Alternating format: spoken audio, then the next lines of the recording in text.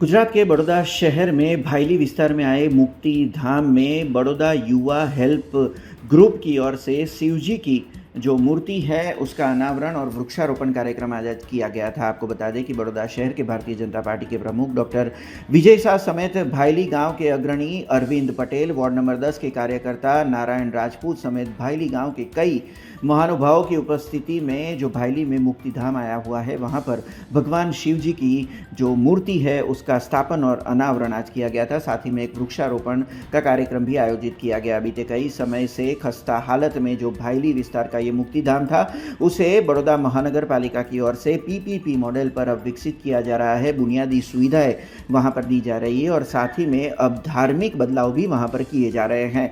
पहले से ही मुक्तिधाम में एक शिवजी का मंदिर तो आया हुआ था, पर अब 10 फीट की भगवान शिवजी की मूर्ति की स्थापना भी आज वहां पर विधिवत पूजन अर्चन के साथ की गई थी और साथ ही में वृक्षारोपण का कार्यक्रम भी आयोजित किया गया था। શહેરની વધતી વસ્તીને ધ્યાનમાં રાખીને વડોદરાના અલગ અલગ વિસ્તારોમાં સ્મશાનની જે ભૂમિ છે તે ભૂમિને નવનિર્માણ કરવાની કામગીરી લોકલ સંસ્થાઓના માધ્યમથી થાય છે। ત્યારે ભાયલી સ્મશાન વર્ષોથી આ સ્મશાન એવી પરિસ્થિતિમાં હતું કે જેને કારણે મોટા ભાગના લોકો આ સ્મશાનમાં આવવા માટે ડરતા હતા। ભાયલી ગામના પાટીદાર આગેવાનો અરવિંદભાઈ પટેલ અને એમની ટીમ, અમારા ભારતીય જનતા પાર્ટીના કાર્યકર્તા નારાયણભાઈ રાજપૂત અને એમની ટીમ, અમારા વિસ્તારના માન્ય મ્યુનિસિપલ કાઉન્સિલરશ્રીઓ, સંગઠનની ટીમ, એમના માધ્યમથી આજે આ ભાયલી સ્મશાન ખાતે કાર્યક્રમનું આયોજન કરવામાં આવ્યું છે। 10 ફૂટથી પણ મોટી શિવજીની પ્રતિમા અહીંયા મૂકવામાં આવી છે।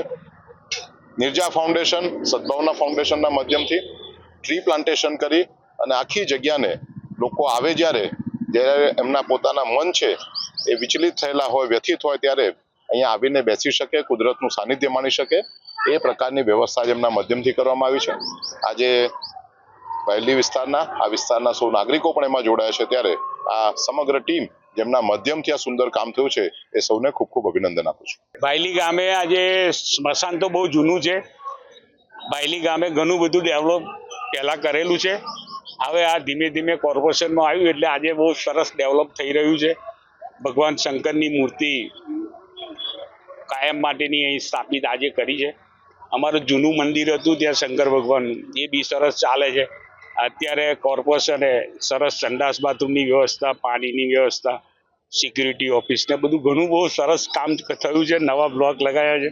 ખૂબ જ સરસ સ્મશાન હજુ જેમ જેમ ડેવલપ કરીશું એમ એમ ખૂબ જ લોકો જોવા આવે આખું વડોદરા એ રીતનું સ્મશાન અહીં થશે। हमसे जुड़े रहने के लिए हमारे YouTube चैनल को सब्सक्राइब करें और नई वीडियो की नोटिफिकेशन के लिए बेल आइकॉन को दबाएं।